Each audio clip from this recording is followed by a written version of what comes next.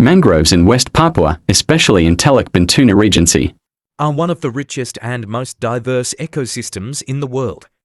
With an area reaching thousands of hectares, this mangrove forest is home to various unique and rare species of flora and fauna, and has its own uniqueness because it is located in a coastal area that is still very natural. Its natural beauty that is still preserved makes this mangrove forest an attractive, natural tourist destination.